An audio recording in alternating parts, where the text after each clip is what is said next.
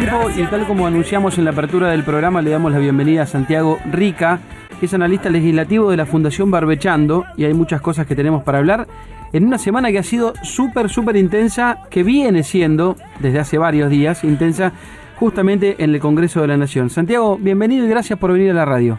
Hola Daniel, ¿cómo estás? Gracias por la invitación y saludo a todos los que nos están escuchando. Muchas gracias.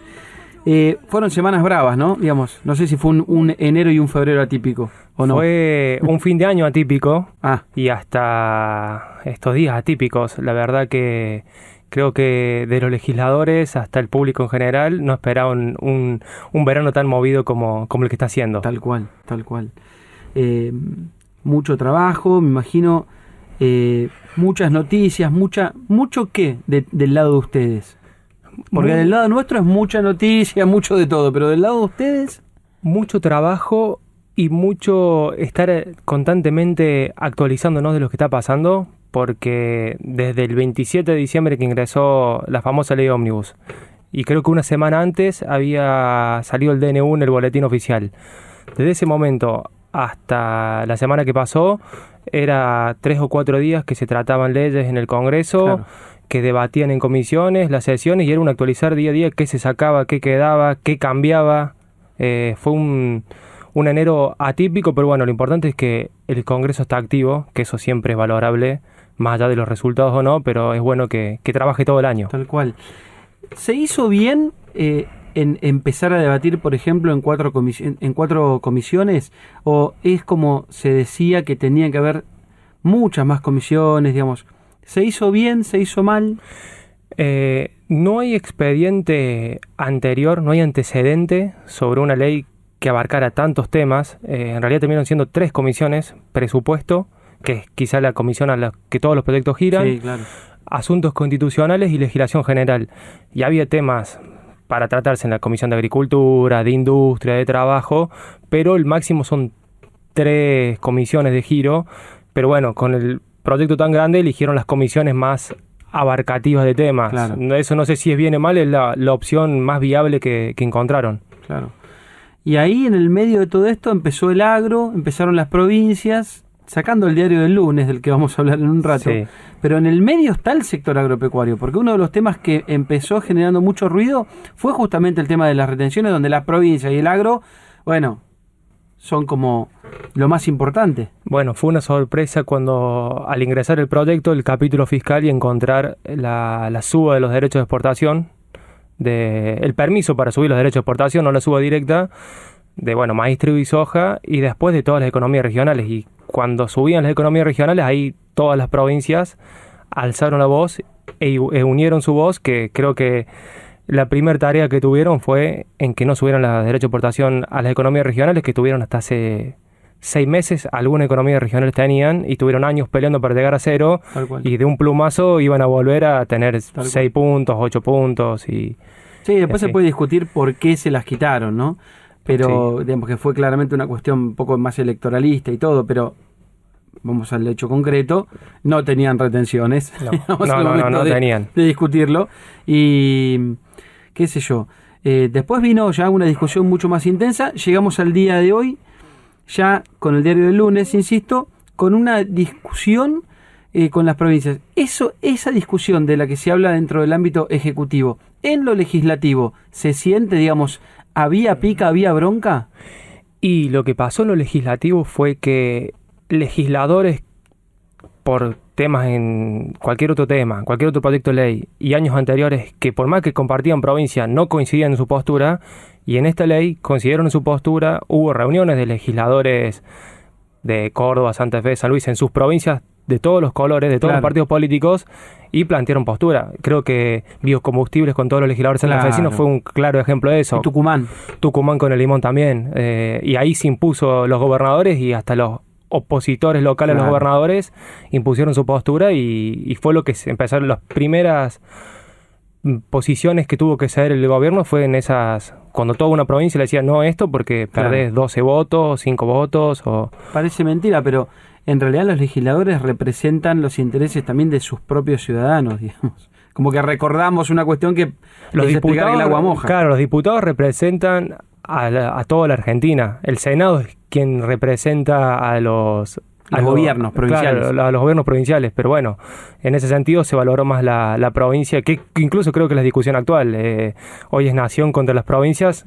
Hablamos del tema agro, pero está pasando con transporte, está pasando con 100%.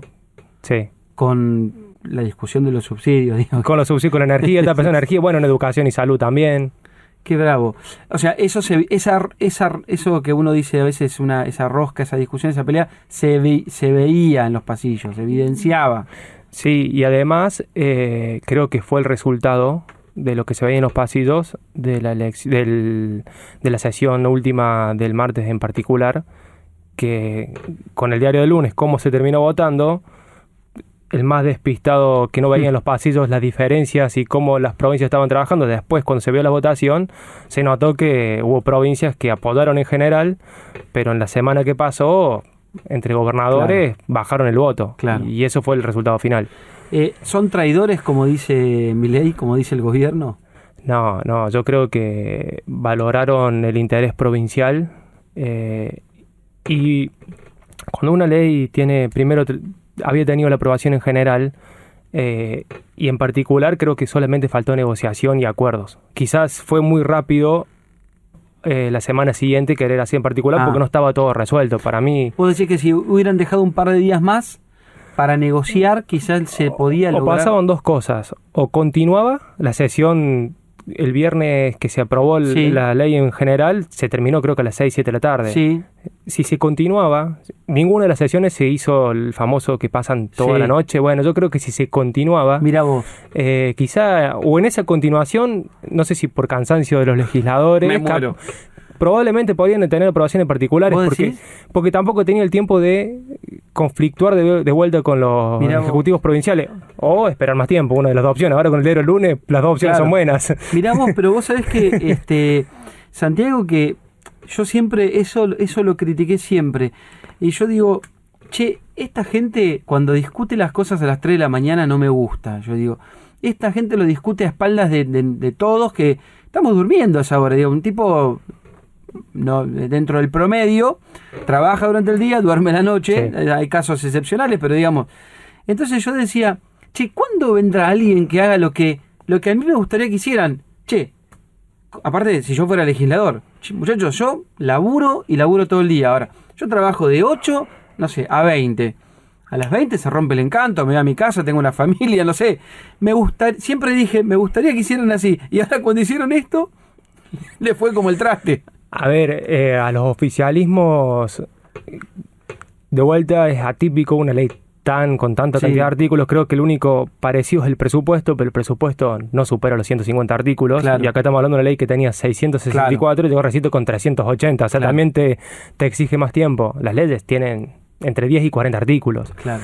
Pero cuando los oficialismos suelen extenderla para, primero, no tener miedo de perder el quórum. Claro. Porque no es lo mismo el quórum continuado que tener que esperar la semana siguiente. Claro. De tener que llamar a los legisladores que estén.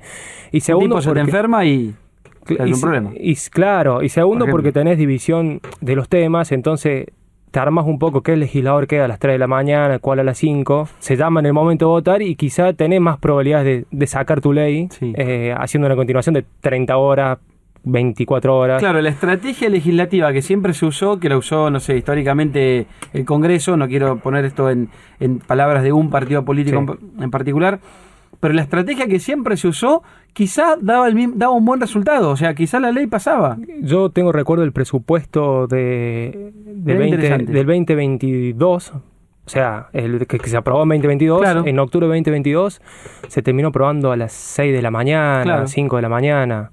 Es un proyecto largo, el más largo del año generalmente, y bueno, arrancaron a las 10 de la mañana y continuaron hasta aprobarlo. ¡Qué bárbaro! O sea, es increíble. ¿Vos estás a favor de, digamos, porque, a ver, pareciera que, porque no lo digo simplemente por una cuestión de organización de vida, lo digo porque además me parece como que si todo es de una manera como fue ahora, de alguna forma está siendo más organizado y más transparente, y le das tiempo, o un poquito más de tiempo y de valor a lo que está discutiendo.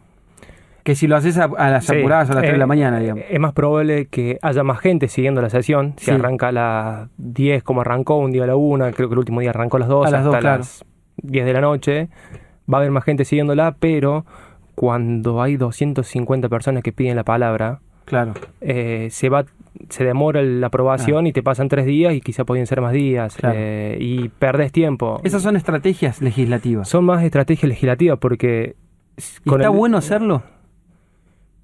Yo creo que es más costumbre de los secretarios legislativos que le van explicando a los nuevos legisladores y a los que ya vienen hace años, que es un poco la forma más rápida de trabajar o de llevar a cabo las sesiones. No suele haber muchas sesiones por mes, menos en enero, y cuando hay, creo que quieren aprovechar el tiempo trabajando así. Por ejemplo, convengamos que si se aprobaba la ley, con la sesión en particular, las extraordinarias vencían el próximo jueves. Claro. Entonces, de hacerlo más rápido, tenés más tiempo para pasar a la siguiente Cámara. Vos sabés que en un momento determinado, en función de esto que estamos hablando, ¿no? Estamos conversando con Santiago Rica, que es analista legislativo de la Fundación Barbechando, que tienen mucha experiencia en seguir los temas que pasan en el Congreso en general, pero en particular sobre el sector productivo. Vos sabés que en un momento determinado, esto lo hemos hablado aquí en el programa con nuestros analistas políticos, me dio la impresión de que en realidad, y digo esto por las estrategias legislativas, ¿no?, de las que estamos hablando, Sí. me dio la impresión de que ni a los que estaban adentro ni a los que estaban afuera les importaba en realidad mejorarle la vida a la gente. Que eso a veces como que queda un poco olvidado. Yo entiendo que hay que trabajar en leyes, en acuerdos, en consensos, digamos, todo escrito y pensado está buenísimo. Ahora, cuando vos de repente ves que hay legisladores que arman una estrategia para impedir, ¿viste? Está perfecto que son las reglas de juego porque son las mismas reglas de juego para todos. Pero a veces da esa sensación como de que, che, a esta gente, no sé si le está importando realmente mejorarle la vida al tipo que vive, ¿viste? En Tafí Viejo, no sé, en Tucumán. No sé si lo hace por eso. A veces me da la impresión de que lo hacen por otras cuestiones, qué sé yo, políticas, económicas. Bueno, nuestro trabajo diario en Barbechando es hablar con legisladores, diputados y senadores, y también algunos de las legislaturas provinciales. Obviamente, como dijiste, es siempre con el primer pie pensando en la agroindustria, con el segundo pie pensando en el bien de todos los argentinos. No sirve de nada que haya una buena ley o una buena política para la agroindustria si hace mal a la mayoría de los argentinos. Y siempre el mensaje que transmitimos, siempre nos ponemos a disposición para trabajar, para llevar asesoría técnica sobre los temas agro, que nosotros a veces tenemos que recurrir a expertos, siempre pensando por el bienestar. Y hemos hablado durante las comisiones, o sea, ya hace un mes, cuando empezó a visitar a los ministros, cuando expusieron los referentes del agro, y durante la sesión, en el transcurso de los 3 días de sesión, siempre hablando y siempre agradeciendo al legislador que se acordaba del agro, y felicitando al que en su discurso y en sus formas sí estaba pensando en el bienestar general. Después, más allá de los egoísmos partidarios que hacen que vote una ley o no, pero eso es lo que fomentamos y lo que creemos que es el Congreso donde tiene que plasmarse eso y fortalecerse ese pensamiento. Totalmente. Vamos a hacer una pausa y vamos a continuar en un ratito conversando con Santiago Rica, que es analista legislativo de la Fundación Barbechando. Hay muchas cosas para seguir conversando porque ¿en qué estado estamos ahora con la ley? Bueno, con la ley ahora a las esperas de una respuesta oficial desde el Ejecutivo. Hoy la ley, el proyecto de ley en realidad volvió a comisiones. No se sabe qué volvió a comisiones, si es el proyecto original de 664 artículos, alerta capítulo fiscal nuevamente, o el proyecto que llegó al recinto que tenía unos 380 artículos. Claro. Eso es lo que está ahora. ¿Qué puede pasar? Que se retire todo el proyecto, que el Ejecutivo diga lo retiramos, lo enviamos en partes, lo puede enviar en febrero o esperar hasta la apertura de sesiones ordinarias el 1 de marzo, que ahí va a importar que haga Milei qué le dice a los legisladores y da el discurso. La otra opción es que lo que pueda hacer por decreto lo mande por decretos, lo que no, paquete de ley. Y después está la opción que fue una promesa de campaña, que no sé, es rara la promesa de campaña, que es lo que el Congreso no la apruebe, mandar a consulta popular, que bueno, es otra opción, pero la consulta popular tiene, al ser no vinculante, es pedirle a la gente que vote sí o no por el tratamiento de una ley. Si sale sí, el Congreso está obligado a tratar la ley, que es un poco lo que está haciendo el Congreso. Claro. Está tratando la ley, no le garantice que después salga la ley por la presión del pueblo. Así que son las 4 opciones que pasaría hoy con la ley ómnibus. Bueno, ya nos anticipaste un poco cuál es el panorama de lo que puede llegar a pasar a partir de la semana que viene, pero hay otros temas que sí son inherentes al sector agropecuario y de eso vamos a conversar en un ratito nada más. Se queda un rato más aquí en Palabra de Campo, Santiago Rica, analista legislativo de la Fundación Barbechán. Nuevo bloque en Palabra de Campo, nos metemos en la última media hora del programa y seguimos conversando con Santiago Rica, que es analista legislativo de la Fundación Barbechando. Santiago, vos tenés por tu acento origen en la provincia de Córdoba. Exactamente. En una zona productiva, una zona muy particular de la Argentina. Si querés contarlo. Sí, estuvimos hablando justo. Soy de Alcira Gijena. Viví ahí hasta los 18 años. ¿Cómo es Alcira Gijena? Alcira Gijena está ahí a 20 minutos de Río Cuarto. Es la zona, voy a decir por excelencia, aunque tristemente voy a decir por excelencia, donde hay quizás las tormentas más feas de los veranos, de mucha piedra, mucho viento. Y bueno, ya es una cosecha, ya no es zona núcleo de cosecha, entonces cuando viene fea la tormenta se siente más. De ahí que conversábamos que justo la película Granizo de Francella, sí, él se va a esa zona de Córdoba. Sí, de ahí. Y hay muchas empresas aseguradoras. Varias empresas aseguradoras. Porque claramente es un problema. Pueblo chico, bueno, Río Cuarto es una ciudad medianamente chica también y hay varias empresas aseguradoras contra granizo. Pero zona maicera. Maicera, ¿no? Por excelencia. Incluso en mi pueblo está la Fiesta Nacional de Maíz y la cosecha gruesa. Ah, mira vos. Hace años ya. Mira vos. Esa no la tenía. Sé que hay una del maíz acá en provincia de Buenos Aires. Claro, pero exacto. Bueno, ahí le agregamos cosecha gruesa para separarnos un poco. Para diferenciarse. Sí, pero algo de soja se hace también. Sí, y algo de maní también. Incluso ya unos kilómetros al este empieza la zona manicera, empieza la economía regional del maní. Tal cual. ¿Que esa sí es economía regional o no? Eso es economía regional. Hay una serie de discusiones con qué es economía regional y qué no. Creo que el problema con que al maní no lo incluyen como economía regional es una cuestión de porque es más extensiva la cantidad de hectáreas que ocupa. Y también debe ser por los ingresos que genera de exportación, porque es fuerte, todos se lo separan de las más chicas, pero cualquier defensor de todos los pueblos de la economía regional dicen que es una economía regional. ¿Sí? Yo creo que es una economía regional. Claro. Uno que conoce y ve cómo el maní impulsa a los pueblos y tiene toda característica de economía regional. Mirá vos. Claro, pasa que comparar, qué sé yo, al maní con el maíz pisingallo, ponerle, digamos, como súper desproporcionado. Y además el valor agregado que genera y en la cantidad de países que se exporta el maní es mucho más que maíz pisingallo, las del norte de Argentina. Legumbres, que es un montón. Todas las otras separadas, digamos, que claramente son mucho más pequeñas. Sí. Ya que mencionaste economías regionales, viste que se había generado una suerte de discusión. La lechería misma está pugnando desde siempre, decir, soy de una economía regional, somos de la zona centro, tenemos acá nuestra Entre Ríos, Santa Fe, Córdoba, y Buenos Aires, somos una zonita, dennos una denominación de economía regional. Es una pelea esa. Sí, es una pelea de definiciones. Hay varios proyectos de ley históricos que entran, se caen y vuelven. Por la definición de economías regionales. Hay una comisión de economías regionales. Hay una comisión de economías regionales. Desde Barbechando seguimos la comisión especialmente junto con la de Agricultura y la de Desarrollo Sostenible. En las dos cámaras hay comisión de economías regionales. Y bueno, el tema está en que siempre priman quizás las economías regionales más chicas en los proyectos de ley, en los tratamientos. Pero así como la lechería y el maní, creo que son las que más están que a veces no las quieren incluir como economía regional. Y bueno, todo cambia en la definición que usen, son en economía regional. Los que tienen interés que no sean economía regional usarán otra definición y ese es el tire y afloje. Tal cual. ¿Qué sigue para el agro en este 2024 en términos de discusión legislativa? Porque uno de los temas, por ejemplo, que también hizo ruido en esta ley ómnibus fue el de la ley de semillas. Y para nosotros en el sector agropecuario la ley de semillas es algo súper remanido. Hemos tenido una ley que en su momento perdió estado parlamentario, después, años tratando de impulsar esa ley, se cae, no se discute, ahora otra vez se pone el tema sobre el tapete, pero pareciera que también no hay acuerdos. Bueno, retomando la idea de que si vuelve la ley ómnibus, pero en paquetitos chicos, en mini leyes, hay también en la ley ómnibus tenía incluido el tema de carnes, de frigorífico, así que si vuelve en paquete eso volvería.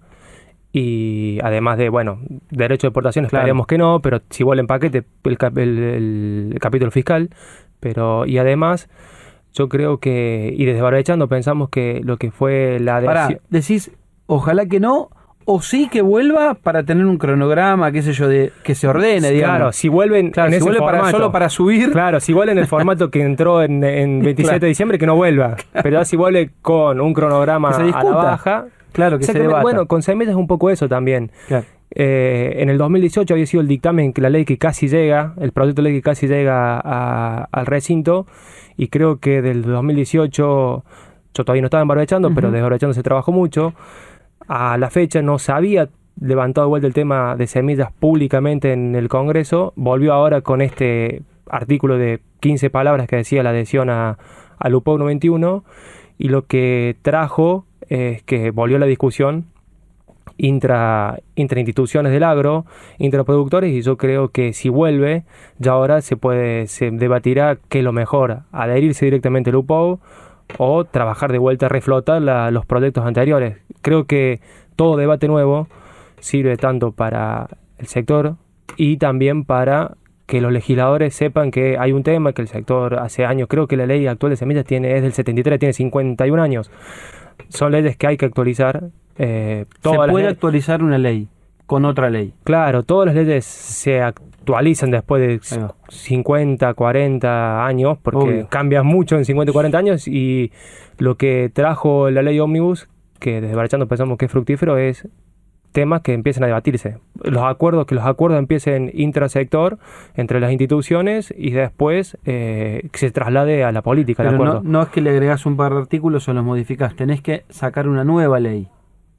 Bueno, ¿o no? ¿Cómo es? De ahí desconozco el proceso, digamos, administrativo. Se puede modificar la ley, se puede modificar artículos de la ley, se puede, en el primer artículo se puede derogar la ley anterior, claro, y poner una la reemplazás, pero no creo que si hay una ley que hace 50 años esté todo mal. Capaz que actualizarla es solamente modificar artículos. Pero bueno, eso también los especialistas en el tema de semillas sabrán cuáles son los artículos que hay que modificar y actualizar. Semillas es un tema, digamos, anotamos semillas. Otros temas que digamos, pueden llegar a tratar de debatirse o meterse en comisiones del agro. Un tema incluido que estaba en el DNU, que va de la mano de los derechos de exportación, es la no intervención de mercados. Ajá. En el DNU... Eso estaba en el DNU. En el DNU estaba porque la no intervención de mercados son modificaciones al Código Aduanero. Okay. El DNU hoy derogó ciertos artículos del Código Aduanero que básicamente son los que permiten generar provisiones, hacer provisiones o cuotas a las exportaciones y obviamente a las importaciones. Pero en el caso nuestro nos influye más a la exportación. Claro. Y bueno, la no intervención de mercado es un tema que también es importante para la agroindustria y todos los sectores exportadores. O sea, si vos tenés contrato para exportar y de la noche a la mañana te ponen una cuota, los contratos se cortan y no conseguís más un contrato en el exterior para vender. Tal cual. Creo que ese sería otro tema que está bien pegado al derecho de exportación. Que había quedado afuera. Quedó afuera porque estaba en el DNU. El DNU lo derogaba. ¿Y el DNU? Bueno, el DNU entró en vigencia el 29 de diciembre. Porque estoy seguro, además, Santiago, que mucha gente debe estar medio como confundida. ¿Qué pasó? Ahora no hay ley. ¿Y el DNU sigue? Hay una parte del DNU que está judicializada. Sí. Bueno, mucha gente pensaba que lo que se aprobó de votación en general era el DNU. Claro, tal cual. Los medios claramente en algunas cosas no ayudamos, ¿no? Sí, lo importante es que la gente, el ciudadano estuvo atento al tratamiento de la ley ómnibus, estuvo atento al DNU, creo que viró su mente y su vista al Congreso. El DNU, hubo un intento de la oposición el jueves de la semana anterior, cuando se estaba tratando la votación en general en diputados, en el Senado, de hacer una sesión para tratar el DNU. Fue un pedido de la oposición, de la oposición peronista. La presidenta del Senado, la vicepresidenta de la Nación, Victoria Villarroel, no accedió al llamado a sesión y quedó en la nada. Ahí. No se sabe qué pasará en los próximos días. El 15 ahora de febrero se terminan las extraordinarias, por ende, si no se prorrogan, no podría tratarse una sesión para... La prórroga igual son 2 semanas más. Son 2 semanas más, hasta el 29, hasta el 28 en realidad. Claro. Hasta que lo diga el boletín oficial, pero sería 2 semanas más. Lo máximo es 2 semanas más. Claro, porque el 1 de marzo ya arrancan las ordinarias. Y el DNU, si no necesita para dejar de tener vigencia, la votación de las 2 cámaras, ahora está en Senado, que el no de la mitad más uno de los senadores. O sea, para tener vigencia tiene que ser refrendado en el Congreso. Ya está vigente. El DNU está vigente. No necesita del Congreso, no. Pero si lo quieren bajar, sí tienen que tener la aprobación de las 2 cámaras. De las 2 cámaras, claro, la aprobación negativa sería la aprobación para bajarlo.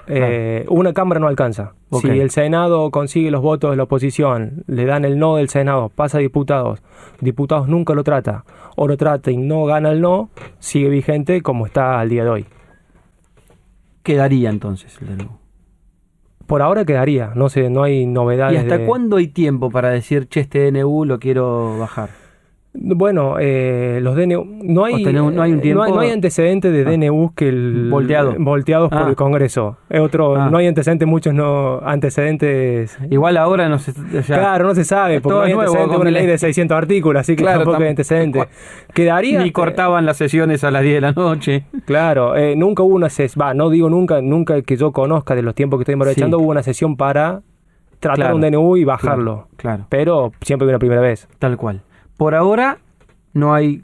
Por ahora continúa como está, con todas las modificaciones, que hay temas agro, porque también había temas del Instituto Nacional de Yerba Mate. Exactamente. También de azúcar. Pero eso está, si está... Está vigente. El problema es que lo de la yerba mate se judicializó también. Sí, digamos. El tema es eso, son los temas que se van judicializando, yerba mate. Temas laborales, lo sabemos. Claro. O sea, yerba mate y en el DNU, más allá de eso que se judicializó, ¿quedó otra cosa más de, digamos, que hoy digamos, che, ojo, que esto, recordemos, está vigente? Sí, bueno. Del agro. Del agro había un tema de azúcar. Una actualización de la ley de azúcar. Ok. Y había también... No se habló mucho de eso. No, y había... También era un poco que eran leyes de varios años, y también había del vino. También un Instituto Nacional del Vino. Creo que lo que se incluyó del DNU fue todo lo que puede ser recorte presupuestario para el Ejecutivo, se incluyó eso en el DNU. O intervención de mercados como es el INIM según la mirada más liberal, ¿no? Digamos, con ese acuerdo de precios que se arma dentro del ámbito de la yerba mate. Sí. Bueno, o sea, lo que se viene es un febrero raro, porque no sabemos qué va a pasar. O sea, ¿Cómo están los ánimos? Están los ánimos tal cual, súper caldeados. O sea, ¿ves onda, digamos, como diríamos los jóvenes? ¿Ves onda para que, no sé, la semana ahora que viene vuelvan a charlar, pase algo en el Congreso? Vemos onda porque es parte del espíritu de Barbechando, de que siempre, nunca hay que levantarse la mesa de la negociación. Hay que salir con acuerdos, es lo que propagamos tanto internamente y hacia los legisladores, y creo que quizá esta semana, bueno, fin de semana largo quizá ayuda, pero es muy pronto esta semana para todo lo que se habló post sesión, pero partes están muy enojados. Por eso hay partes muy enojados, pero creo que hay necesidad de, en algún momento van a tener que volver a juntarse, porque hoy los gobernadores quizá enojados con el gobierno nacional, pero llega un momento que tienen que volver a sentarse porque los va a afectar a todos. ¿La manija la termina teniendo el gobierno nacional o no? Bueno, pero desde el 1 de marzo el Congreso trabaja con agenda propia. Si quieren trabaja con agenda propia, porque el 1 de marzo ya la agenda temática es la que impulsen los legisladores. Justo cuando es extraordinaria, la agenda la impulsa el Ejecutivo, porque es un llamado. Entonces, veremos si en marzo también hay más posturas propositivas de la oposición dialoguista y de la oposición no dialoguista, como se dice, pero de la oposición en general, de trabajar. Que quieran empezar a imponerle temas al gobierno de Milei para empezar a ponerlo en caja. O también trabajar las comisiones. Hay muchas comisiones en diputados, muchas comisiones en Senado, comisiones que por el porcentaje de legisladores que tiene la Libertad Avanza van a tener pocas presidencias, y la gran mayoría de las presidencias va a quedar para Unión por la Patria, para el PRO, para Radicalismo, para este nuevo bloque que hacemos Coalición Federal, y quizás quieren empezar a impulsar, aunque sea temas, quizás no llega al recinto porque necesita el visto bueno del presidente de la Cámara, pero empiecen a impulsar temas de agro, como también laboral, de salud, puede ser es viable, y también que el Congreso trabaje todo el año y de todos los temas también, Sin eso es lo más duda. importante. Santiago, lo último, ya que hablaste de las comisiones, ¿la de Agricultura quedó conformada y quedó Martín Ardoin o es simplemente una idea que tienen? No está conformada, No está ninguna. conformada. Las comisiones que están conformadas son las 3 que trataron Claro. el DNU, y el 1 de marzo, cuando se abre el periodo ordinario, Tienen que estar. ahí empieza la negociación de cuánto Claro. es el número para cada bloque, Claro. y después, intrabloque, quiénes son presidentes de cada comisión. ¿Suena Martín Ardoin para la...? No sabía. no- No sabía Ah. no sabíamos de Barrechando. O sea, Quizás sí. no hay todavía hay alguien para Comisión de Agricultura, no hay para Economías Regionales, no hay para ninguna, No hay salvo para las ninguna. 3 que... Suele usarse la costumbre de que los que presiden comisiones son los legisladores que ya venían desde 20, en este caso desde Ok. 2021, Ok, no sería el 2023. caso en este, claro.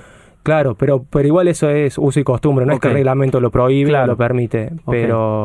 pero sí, a la espera de justamente de quien presida la Comisión de Agricultura, muy importante Atilio para... Benedetti podría ser que viene Sí, del man- hay del varios mandato. legisladores del sector. Nosotros en nuestro informe que hace Barbechando Sí. electoral, hoy hay unos 33 legisladores del sector, entre Senado y Diputado. Claro, pero que vienen del mandato pasado. No, el número total. El número es total, 33. Eran 15, 16 Ah. del año pasado. 15 y 16 también se fueron, Claro. terminaron el periodo y volvieron un mismo número. O sea, estamos girando se van 15, vienen 15, quedan Estamos 15. en 30. Sí, ese es el número. Mirá y vos. bueno, hay varios legisladores. O sea, poco más de un 10% de la Cámara tiene algún tipo de vínculo con el sector agropecuario. Sí. ¿Es mucho o es poco? Mira, yo no sé cuál es la representación de los otros sectores. No sé Claro, si está bien. no sé si hay Petroleros. claro, o no hay o hay 2 del total, o sea, obviamente la agroindustria representa más que el 10%, cuando hablamos de los números. 100%. Así cual, que tal cual. pero En términos de ingreso de divisas, por ejemplo. digamos. claro, en términos de Tomando trabajo. cosas importantes para el país, digamos. Pero por eso no sé si hay legisladores que también se caractericen, porque yo represento el sector salud, Claro. el sector industria, pero el 10% es un buen número. Generalmente en los últimos años el mínimo fue 27, el máximo fue 35, así que 30 justo es el promedio El promedio. de legisladores.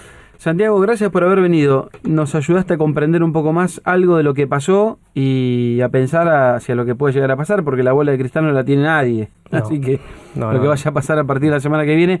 Lo que sí es un buen mensaje es que nunca hay que levantarse de la mesa de negociación. Que un poco pasó eso. Sí, pero siempre, esto es más desde el espíritu de la fundación, siempre hay que buscar los consensos, porque solamente las políticas públicas, que sean leyes o no leyes, política pública del Ejecutivo, solo se logran para que duren a largo plazo con todos los actores implicados y que todos sepan qué se está tratando y con un Totalmente. consenso general. Así Totalmente. que eso es lo primero para lograr políticas públicas y pensar un país a largo plazo. Totalmente. Gracias por haber venido. No, por favor, gracias por la invitación. Un placer. Santiago Rica, analista legislativo de la Fundación Barbechando, pasó por Palabra de Campo.